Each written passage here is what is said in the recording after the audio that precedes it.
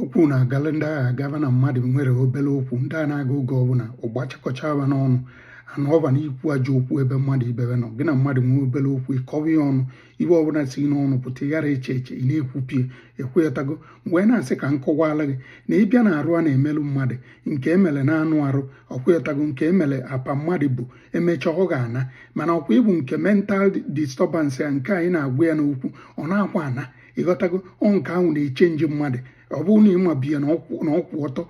ịmazi mbọsị ọzọ ya eme itie ọ bụrụ na ọ na-ana ịghọtago nke ahụ na-ejezu arụ and ọ nara ana ọsịsọ instead o change the character of the person ọkwa uche dị ya na n'ịma ibe ị na-agwa mmadụ ọkwetago ibe ị agwa mmadụ ibe particularly mgbe ị na-ewe iwe ma mgbe uche gị akpakọrọ ọnụ ma mgbe ị ṅụrụ mmanya iche eche before ikwupie because ibe ekwuru ekwu ichezue na-esikwa ike ịbụ na ọbụgodo uri na ifili na onye nwe echezego o nwekwa ebe ihe eme o jekwa